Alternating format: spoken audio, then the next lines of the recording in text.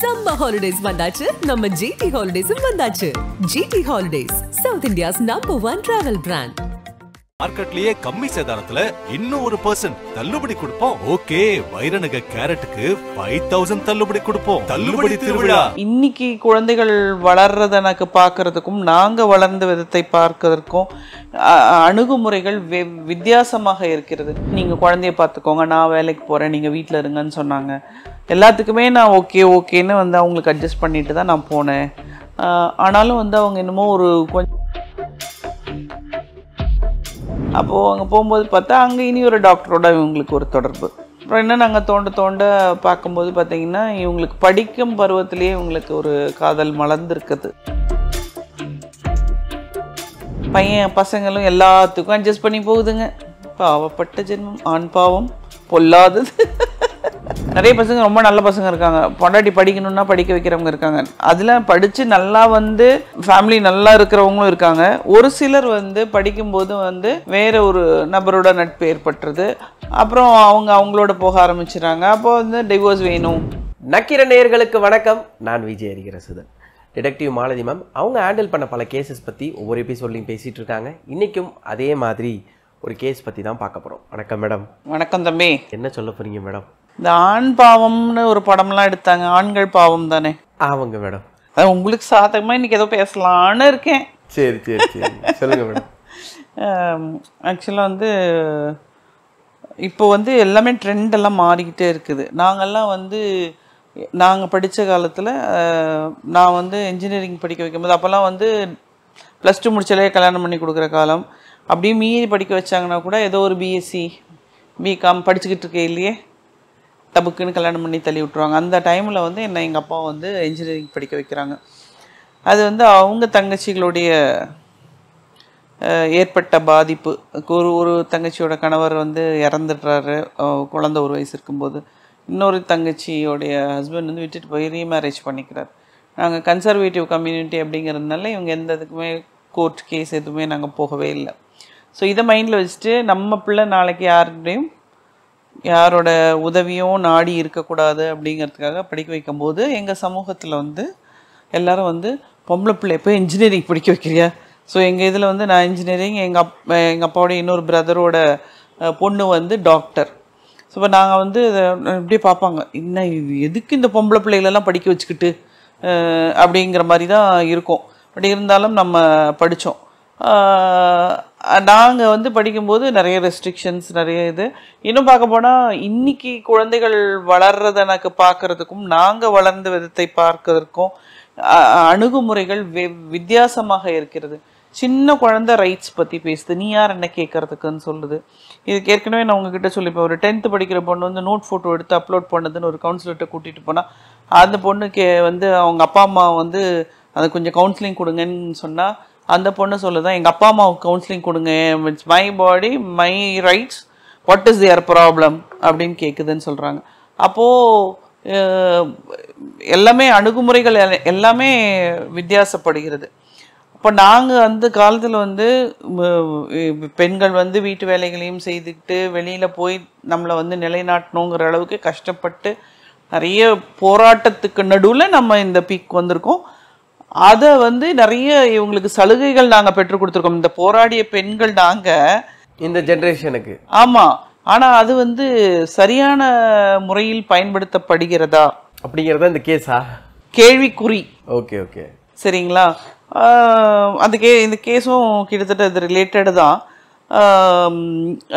ஒரு ஒரு ஒரு பிஹெச்டி படித்த நபர் ஒருத்தர் எங்ககிட்ட வந்து ஒரு கேஸ் கொடுக்க வராங்க. கேஸ் கொடுக்க வந்துட்டு இந்த மாதிரி எங்கள் மனைவி வந்து ஒரு மருத்துவர். அவங்க வந்து ஃபஸ்ட்டு வந்து நாங்கள் 2 பேரும் தனியாக இருந்தோம், நல்லா இருந்தோம். அதுக்கப்புறம் வந்து அவங்க படிக்கணும்னு சொன்னாங்க. அவங்கள நான் வந்து எம்டி படிக்க வச்சேன். அதுக்கப்புறம் வந்து அவங்க வந்து குழந்தை பெற்று கொடுத்து குழந்தை யார் பார்த்துக்குவாங்கன்னு நான் என்னுடைய வேலையை விட்டுட்டு நான் வந்து வீட்டிலேருந்து குழந்தையெல்லாம் நான் பார்த்துக்கிட்டு நான் இருந்தேன். அதுக்கப்புறம் வந்து அவங்க நல்லா ப்ராக்டிஸ் பண்ண ஆரம்பிச்சிட்டாங்க, நான் குழந்தைய பார்த்துக்கிட்டு இருந்தேன். பட் ஆனால் கொஞ்ச நாளுக்கு அப்புறம் அவங்க வந்து வித்தியாசமான நடவடிக்கைகள் ஏற்படுது. அது வந்து என்னென்னு என்னால் கண்டுபிடிக்க முடியல.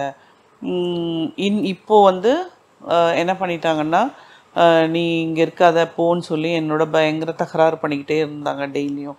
ஸோ இதை என்னால் தாங்க முடியாமல் நான் வந்து எங்கள் அப்பா அம்மாவோட நான் ஊருக்கு போயிட்டேன். குழந்தைக்கு வந்து அவங்க ஆள் போட்டு பார்த்துக்கிறாங்க. சரி அப்பப்போ நான் வந்து குழந்தைய பார்த்துட்டு போயிட்டு இருந்தேன். ஆனால் திடீர்னு ஒரு நாள் வந்து எங்கள் வீட்டுக்கு வந்து ஒரு நோட்டீஸ் வருது. என்ன நோட்டீஸ்?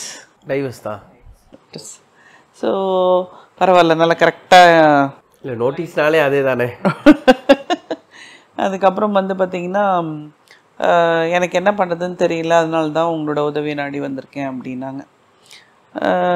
ஏதாவது பிரச்சனையா உங்களுக்கு இடையில அப்படின்னா, இல்லை நான் வந்து நல்லா என்னோடய ஃபீல்டில் ஷைன் ஆகணும் அப்படின்னு உங்களுக்கு விருப்பம் இருந்ததுன்னா நீங்கள் குழந்தைய பார்த்துக்கோங்க, நான் வேலைக்கு போகிறேன், நீங்கள் வீட்டில் இருங்கன்னு சொன்னாங்க. எல்லாத்துக்குமே நான் ஓகேன்னு வந்து அவங்களுக்கு அட்ஜஸ்ட் பண்ணிட்டு தான் நான் போனேன். ஆனாலும் வந்து அவங்க என்னமோ ஒரு கொஞ்சம் அந்த வேலையிலலாம் சேர்ந்த பிற்பாடு அவங்களுக்கு வந்து ஏதோ என் மேலே வந்து இருக்கக்கூடிய அந்த இது வந்து ஈர்ப்பு போக ஆரம்பிச்சிருச்சு. குழந்தையும் வந்து வளர்ந்துருச்சு, அதுக்கு ஒரு ஆள் போட்டால் பார்த்துக்கிற அளவுக்கு வர நேரத்தில் வந்து நீங்கள் வேண்டான்னு ஏதாவது சண்டை, குக்கப் ஸ்டோரிஸ் ஏதாவது பண்ணி என்கிட்ட சண்டை பண்ணி என்னை இது பண்ணிட்டு இருந்தாங்க. நானும் சரி எப்படி இது தினைக்கும் வந்து ஒரு வாடகை வீட்டில் உட்காந்து சண்டை போட்டுட்ருக்குதுன்ட்டு நானும் ஊருக்கு போயிட்டேன். இப்போ வந்து இந்த மாதிரி வந்து நான் அடிக்கடி நடுவில் வந்தேன், ஒன்றும் பிரச்சனை இல்லை. இப்போ வந்து இந்த மாதிரி நோட்டீஸ் அனுப்பிச்சிட்டாங்க, டைவர்ஸ் நோட்டீஸு. ஸோ இது எதனால, அவங்களுடைய மனமாற்றம் எதனால? ஏன்னா அவங்க விருப்பப்படி கல்யாணம் பண்ணும்போது நான் வந்து மேற்படிப்பு படிக்கணும், எம்டி படிக்கணும்னாங்க. அதுக்கும் ஓகேன்னு சொல்லிட்டேன். நான் வீட்டில் சமைக்க மாட்டேன், துவைக்க மாட்டேன், பிள்ளைய பார்த்துக்க மாட்டேன், நாங்கள் அதுக்கும் ஓகேன்னு சொல்லிட்டேன். எல்லாத்துக்குமே ஓகே சொல்லியும் அவங்க என்ன பிரச்சனை அப்படின்னு எனக்கு தெரிஞ்சுக்கணும். இதுதான் எங்களுக்கு வந்த கேஸ். ஆனால் இவங்களுக்குள்ள பெரிய அளவுக்கு ஒரு பிரச்சனைங்கிறதுல இப்போ திடீர்னு வேலைக்கு போய் நல்லா அவங்க சம்பாதிக்க ஆரம்பித்த பிறகு பிரச்சனை வருது.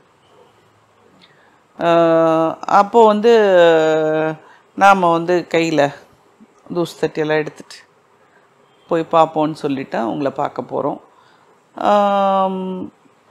ஆக்சுவலாக நல்ல ப்ரொஃபஷனில் வந்து நல்லா இருக்காங்க, நல்ல ஷைனிங் லேடி. எல்லா பேஷண்ட்ஸுக்கும் நல்ல opinion, treatment very good treatment. She is making good money also. But என்ன ஆயிடுச்சுன்னா, இவங்க நாங்கள் ப்ரொஃபஷனில் ரொம்ப என்ன சுறுசுறுப்பாக இருக்கக்கூடிய ஒரு ஆள், சுறுசுறுப்பான நல்ல வருமானம் ஈட்டக்கூடிய ஒரு ஆள் வந்து நல்ல எப்போவுமே ப்ரொஃபஷனுக்கு தான் நிறைய டைம் டிவோட் பண்ணுவாங்க. ஸோ அதே மாதிரி தான் இவங்களும் வந்து ப்ரொஃபஷனுக்கு நிறைய டைம் டிவோட் பண்ணாங்க.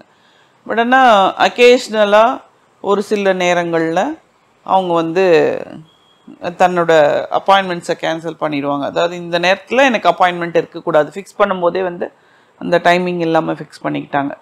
அதை வச்சு தான் நாங்கள் அவங்க ஆமாம் சம்திங் ராங் அப்படின்னு சொல்லி கண்டுபிடிச்சி நாங்கள் போகிறோம். அப்போது அங்கே போகும்போது பார்த்தா அங்கே இனி ஒரு டாக்டரோட இவங்களுக்கு ஒரு தொடர்பு. அந்த டாக்டருக்கு வந்து ஆல்ரெடி வந்து கல்யாணம் ஆகி டிவோர்ஸ் ஆகிருக்கு. அவருக்கு ஒரு ஃபேமிலி இருந்திருக்கு, டிவோர்ஸ் ஆகிருக்கு. அப்புறம் என்ன நாங்கள் தோண்ட பார்க்கும்போது பார்த்தீங்கன்னா இவங்களுக்கு படிக்கும் பருவத்திலேயே இவங்களுக்கு ஒரு காதல் மலர்ந்துருக்குது இவங்க 2 பேத்துக்குள்ள. ஓ, அது அப்புறம் எப்படி என்னாச்சோ ஏதாச்சோ நம்ம அதெல்லாம் பார்க்கல. அது மீண்டும் துளிர் விட ஆரம்பிச்சிருச்சு. அந்த பக்கம் டைவர்ஸ் ஆனது, இந்த பக்கம் துளிர் விட ஆரம்பிச்சிருச்சு அது. ஸோ இதுதான் ரீசன் அப்படிங்கிறத நம்ம கண்டுபிடிச்சிட்டோம். கண்டுபிடிச்சி உங்களுக்கு ஏன்னா கோர்ட்டில் வந்து டிவோர்ஸ் கேஸும் போக ஆரம்பிச்சிருச்சு. இவரும் கோர்ட்டுக்கு போயிட்டு வந்துட்டுருக்காரு, கவுன்சிலிங் நடக்குது. இல்லை எனக்கும் அவருக்கும் செட் ஆகாது, அவர் வேலைக்கு போகல. வேலைக்கு போன பையனை பிடிச்சி நீ வந்து வீட்டில் இதெல்லாம் பார்த்துக்கோன்னா வேலைக்கு போகிறேன்னு சொன்னால் பசங்களும் எல்லாத்துக்கும் அட்ஜஸ்ட் பண்ணி போகுதுங்க. பாவப்பட்ட ஜென்மம், ஆண் பாவம் பொல்லாதது. அவங்க சொன்னதுனால தானே அந்த முடிவு அவர் எடுத்தாரு, இல்லைன்னா எடுத்திருக்க மாட்டார். நம்ம குழந்தைய பார்த்துக்கணுமே அப்படிங்கிறதுக்காக அவர் எடுத்திருக்காரு. பட் அது வந்து தவறான ஒரு இதுக்கு போயிடுச்சு. இது மாதிரி நிறைய பேர் வந்து நிறைய பசங்க ரொம்ப நல்ல பசங்க இருக்காங்க, பொண்டாட்டி படிக்கணும்னா படிக்க வைக்கிறவங்க இருக்காங்க. அதில் படித்து நல்லா வந்து ஃபேமிலி நல்லா இருக்கிறவங்களும் இருக்காங்க. ஒரு சிலர் வந்து படிக்கும்போது வந்து வேற ஒரு நபரோட நட்பு ஏற்பட்டுறது, அப்புறம் அவங்களோட போக ஆரம்பிச்சிடறாங்க. அப்போ வந்து டிவோர்ஸ் வேணும் அப்படிங்கிற அளவுக்கு கேட்டு வாங்கிடுறாங்க. இவர்கிட்ட வந்து அந்த விஷயம் சொல்லும்போது என்ன மேடம் ரியாக்ட் பண்ணாரு? இவங்க தான் ஃபர்ஸ்ட் ரியாக்ஷன் சொல்லவே இல்லையே. நீ வந்து இவரை இல்ட்ரீட் பண்ணி இவரை வீட்டை விட்டு வெளியில் போக வச்சுட்டாங்கல்ல. இது மாதிரி இல்லீகல் ரிலேஷன்ஷிப் இருக்குன்னு நீங்கள் சொன்னீங்களா அவர்கிட்ட நாங்கள் சொன்னோன்னே அவருக்கு ஒரே ஷாக்கிங். ஏன்னா என்ன பண்ணுறது, ஏன்னா இப்போ பார்த்தீங்கன்னா இப்போ பாதி வாழ்க்கை போயிடுச்சே, குழந்தைக்கே 6-7 வயசு ஆயிடுச்சு. அப்படின்னா பாருங்க, அவங்க கல்யாணம் ஆகி கொஞ்ச நாள் படிச்சிருப்பாங்க, ஒரு 9 வருஷம் திருமண வாழ்க்கைக்கு பிறகு இப்போ ஒரு டிவோர்ஸ். இந்த டிவோர்ஸ் வந்து உடனே முடியாது, ஏன்னா உங்களுக்கு தெரியும் டிவோர்ஸ் வந்து ஃபஸ்ட்டு வந்து நம்ம கோர்ட்டே வந்து இல்லை இவங்களுக்கு ஒரு கவுன்சிலிங் கொடுப்போம், இவங்க அதில் சரியாயிடுவாங்கன்னு பார்ப்பாங்க. அதுக்கே ஒரு 6 மாதம் பிடிக்கும்.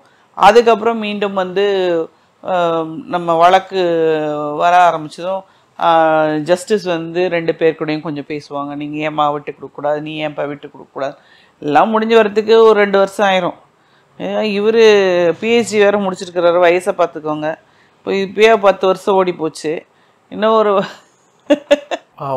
45 வயசுக்கு மேலே போய் இனி ஒரு மேரேஜ் அப்படிங்கும்போது ஒரு லைஃப் ஒரு வேதனையாகத்தானே இருக்கும். இது எல்லாருக்குமே பொருந்தும், பெண்ணுக்கும் பொருந்தும் ஆணுக்கும் பொருந்தும். இப்போ இந்த மாதிரி ஒரு பயங்கர ஃப்ரீடம் வந்து நம்ம விமனுக்கு நம்ம கொடுத்துருக்கோம். அந்த ஃப்ரீடத்தை வந்து சரியான வழியில் அவங்க பயன்படுத்தணும் அப்படிங்கிறது என்னுடைய ஒரு வேண்டுகோளாகவே இருக்குது. ஏன்னா நிறைய வந்து மிஸ்யூஸ் பண்ணுறாங்க. இல்லை, அதை கரெக்டாக கொண்டு போகிறவங்களும் இருக்காங்க, மிஸ்யூஸ் பண்ணுறவங்களும். ஆமாம், ரெண்டுமே இருக்காங்க. இப்போ நீங்கள் பார்த்தீங்கன்னா ஸ்டேஷனில் போனோம்னா அட்வொகேட் வந்து இப்படிலாம் எழுதுனாதாங்க அவங்க குடும்பத்தோடு கூட்டிகிட்டு வருவாங்கன்னு சொல்லுவாங்க. பையன் சைடுக்கும் சொல்லி கொடுப்பாங்க, பொண்ணு சைடுக்கும் சொல்லி கொடுப்பாங்க. அப்போது அந்த கேஸ்கட்டில் இருக்குது பார்த்தீங்கன்னா உண்மையா இருக்குதா பொய் இருக்குதான்னு பார்த்தீங்கன்னா 10% உண்மை, 90% பொய். இந்த சதுரங்க வேட்டை படத்தில் சொல்லுவான் பாருங்க, அதாவது உண்மை கலந்த பொய்யாக இருக்கணும். அவன் பாவம் ஒரு 10% பொய் தான் சொல்லுவான். ஆனால் இதில் பார்த்தீங்கன்னா 10% தான் உண்மையாக இருக்கும். நம்ம எழுதி கொடுக்குற கேஸ்கட்லலாம் பார்த்தீங்கன்னா 10% உண்மை இருக்கும், மிச்சது எல்லாமே படிக்கும்போதே தெரியும். இல்லை அனாவசியமாக வந்து ஒரு சில குடும்பங்கள் உண்மையிலே வந்து மாமனார் மாமியார் நாத்தனார் எல்லாம் இந்த கொடுமையில் இன்வால்வ் ஆயிருப்பாங்க. ஒரு சில வீடுகளில் இருக்கவே இருக்காது, அவங்களெல்லாம் போட்டு இழுத்து போட்டு அவங்கள வந்து ஆமாம் வன்கொடுமை சட்டம்னு போட்டு இது வந்து இந்த நிலைமை எப்பொழுது மாறும் என்று ஒரு கேள்விக்குறி. இப்போ அவரோட வாழ்க்கை கேள்விக்குறி ஆயிடுச்சா? ஆமாம், அதுக்கான பதில் கிடைக்கவே இல்லையா? பதில் இனிமேல் தானே கோர்ட்ல எல்லாம் போகுது. ஸோ இவருக்கு வந்து இப்போ இவருக்கு இல்லீகல் கான்டாக்ட் இருக்குங்கிற ஒரு விஷயத்த நம்ம சொல்லிட்டோம். அவர் இனிமேல் போய் அதை பார்த்துக்க வேண்டியது தான். வாழ்க்கையில் இன்னும் எத்தனை தேய்மானங்கள் தான் அவர் சந்திக்க போறாருன்னு தெரியல. நன்றி மேடம். நன்றி. நக்கீரன் டிவிக்கு சப்ஸ்கிரைப் செய்யுங்கள். உங்கள் ஆதரவே எங்கள் பலம். ஆசிரியர்களுக்கு நண்பனாகவும் மாணவர்களுக்கு ஆசானாகவும் திகழும் தேர்வு வழிகாட்டி. ஒவ்வொரு பாடத்திற்கும் அனுபவமிக்க ஆசிரியர்களின் துல்லியமான தெளிவான விடைகள். CNC இருக்கு, தேர்வு பயம் எதற்கு? இது தீரன் பப்ளிஷிங் ஹவுஸ் விற்பனை வெளியீடு.